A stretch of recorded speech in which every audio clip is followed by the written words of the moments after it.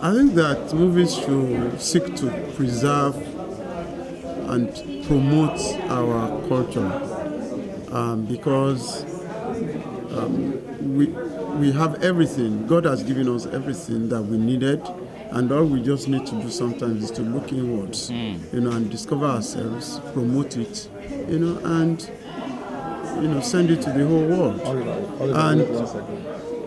And apart from that, the creative industries, especially the film industry, is going to be very important as, tangible and intangible heritage, as the tangible heritage like oil and gas is going to one day dry out, and I think that some smart nations have already discovered the importance of the creative industries, and that is why the Nigerian industry is significant in our development, and we must do everything to sustain it. We must make sure that industry does not fail. I just want to thank you as one of great work. We really appreciate the work you're doing. And can you tell us when is the next screening? When are you going to shoot your next movie? What's the plan for this movie? I mean, how are you trying to bring it for the whole world to see? How are you trying to market it? Well, I think that the industry in Nigeria is in transition, and I see the revival of the cinema. So the next film is going to be big. It's going to be bigger for the big screen, and thank God we have the technology, today to achieve that. And I'm developing maybe 4 films at the same time. So I haven't decided which one is going to be first, but I can assure you, we have seen nothing yet. Hey, NollywoodNYC, here we come. Thank you very much. Hi, Oliver. It's good seeing you again. What did you think about the movie you just saw? Excellent, of course. Very representative. Very cultural, and something that those of us who are interested in culture would like to see a lot more. You actually asked. He actually said something very interesting about how commercially viable the cultural movies were, vis-a-vis, the more commercial, So I was like, did that strike you as something? No, because he's been doing film for some time, but he's stayed with Yoruba.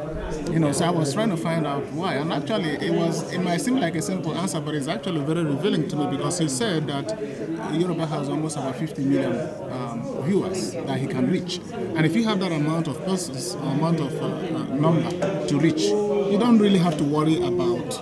So in that case, it could be commercially motivated to stay within your culture. So you are killing 2 birds with one stone. You're doing what you love, you're trying to represent your culture, but at the same time you're reaching the commercial target. So it's actually, but it doesn't work for us who are the Igbos.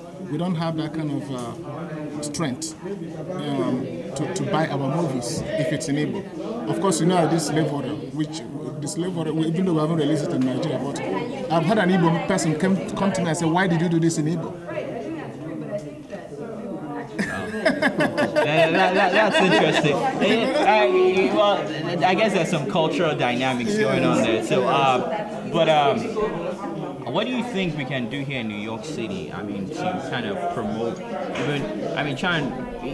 how can we use cultural movies to promote our own values, A lot of ways. I've always said it before. I said hip hop, the baseball hat that you see people wear, the jeans, the t-shirt, all those, that was promoted by hip hop music, And if hip hop can do that for a part of America, and today you hear baseball all over the world, and t-shirts and jeans become signature dresses, then we can use it to put our culture across that same way. Just like if you have movies like this that pick on our culture, like the guy that talked about the first movie we watched, The Soul of Ashanti, he says there are so many of these type of stories that need to be told.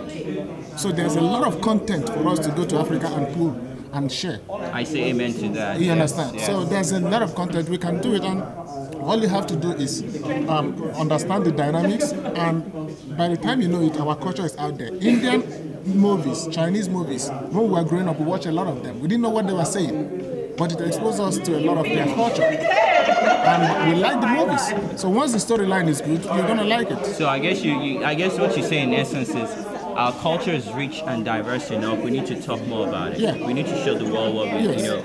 that we have something to offer the world also. Yeah, there's a lot of content that we can use. Shout out. Well, what are you working on right now? Well, myself and Felix, my colleague, we are working on a TV drama series called Cultures, which is looking at the drama that goes behind the scene with African immigrants, whether it's in America, London, Europe, anywhere. So we are bringing it out in a comical way. And we had Zebediah of Masquerade with us. He was actually the lead cast. And we're about to go to post-production very soon. So that's what we're working on now. So we're looking for sponsors and we're looking for programming. So I guess you're going to keep us posted at NollywoodNYC. CulturesTVSeries.com. All right. So would you please give out a shout out to Nollywood NYC? Of course, Nollywood NYC. You guys are my people. Come on. Up and go. Nollywood NYC. That is the place to go. Thank you. That is a prolific movie director, Oliver. Watch out for his movies. Thank you. Thank you very much. Thank you. Excellent. Yes, thank you. Introduce yourself. Reynaldo Spesh, co-director of the African Diaspora Film Festival and president of Armatan Productions, a film distribution company. What's so special about tonight? What was the movie about? Okay, special.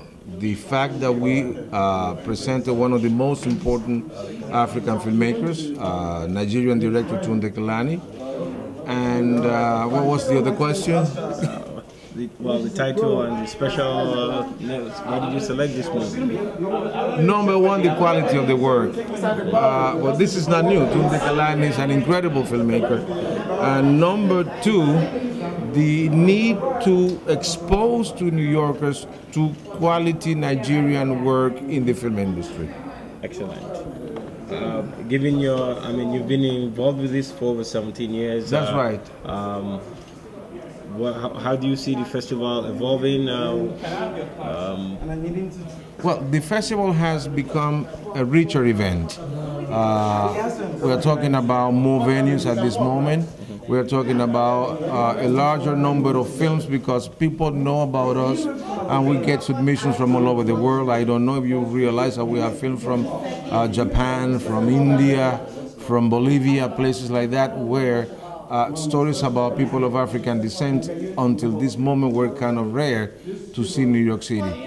And that is one of the main objectives of this film festival, that of including interesting, important work and present all that under the same roof, which is rare. We tend to divide, we tend to separate, and we do not understand that the human experience of people of color is diverse and unique. So it should be presented in context like the one, like the African Diaspora Film Festival.